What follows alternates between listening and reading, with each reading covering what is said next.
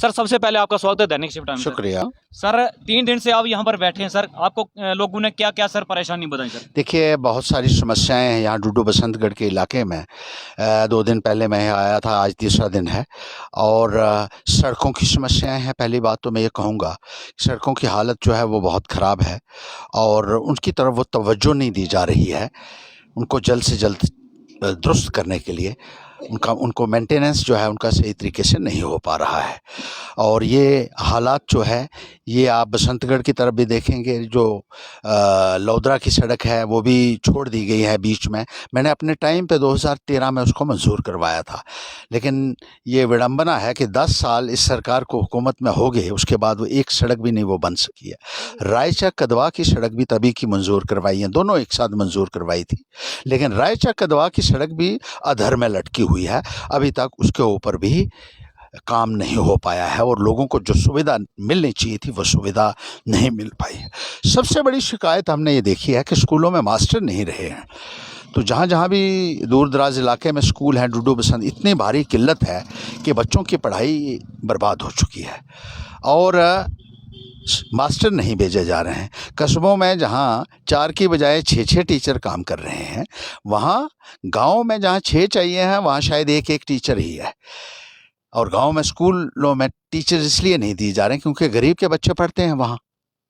उनके भविष्य के साथ खिलवाड़ कर रहे हैं आप, क्योंकि उन लोगों के पास पैसे नहीं हैं, उनकी अप्रोच नहीं है, उनका इन्फ्लुएंस नहीं है, तो उनको कोई पूछेगा नहीं।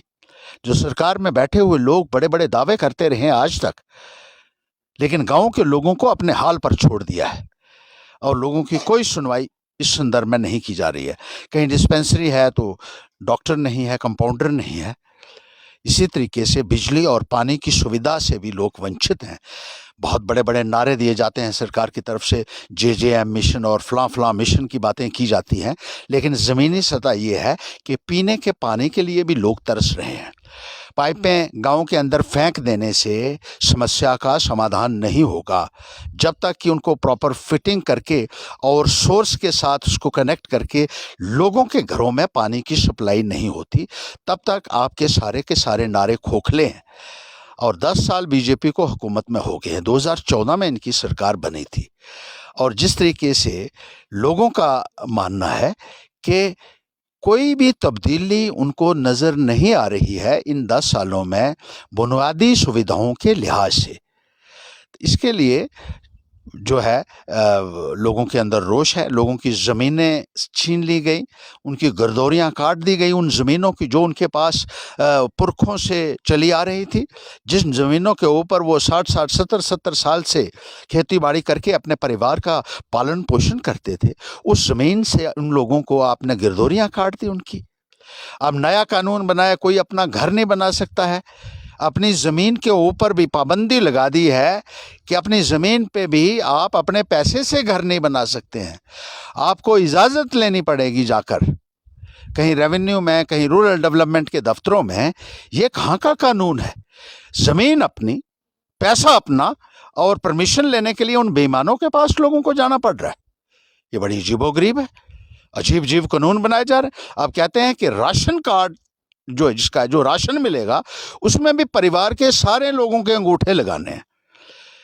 परिवार के लोग किसी के पल्लेदारी करने के लिए बाहर जाते हैं, कामकाज करने के लिए बाहर जाते हैं, जैसे हमने लौदरा और पनारा में देखा। वो कहते हैं हमारे तो सारे घर के लोग जो हैं वो बाहर गए हैं काम करने के लिए, एक आदमी वहाँ घर में रह गया है। तो ये कहते हैं कि राशन मिलेगा, जब तक आप अंगूठा नहीं लगाएंगे तब तक सारे घर के लोग तो आपको राशन नहीं मिलेगा। ये कौन से कानून आप बना रहे हैं?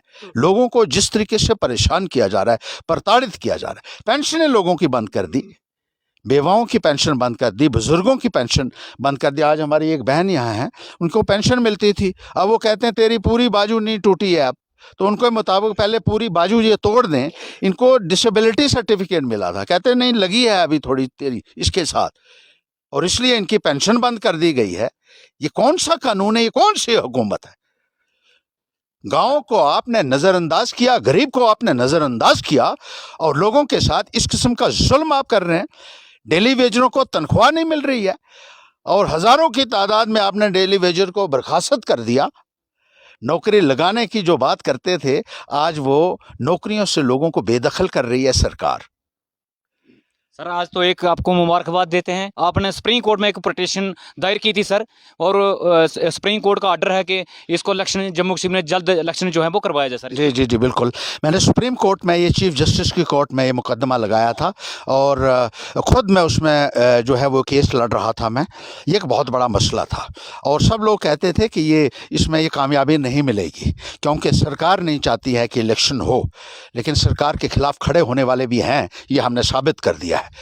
हर एक मुद्दे के ऊपर जहां गलत होता है वहां हर्षदेव खड़ा होता है और यहां भी सुप्रीम कोर्ट में हम सरकार से लड़े और वो फैसला करवाया कि जम्मू कश्मीर में चुनाव होने चाहिए। ये एक बहुत बड़ा पैगाम पूरे जम्मू कश्मीर ने, हिंदुस्तान में हमने दिया है कि जहां जहां ज्यादती होगी खड़े होंगे, सड़क पे भी लड़ेंगे और अदालत में भी लड़ेंगे।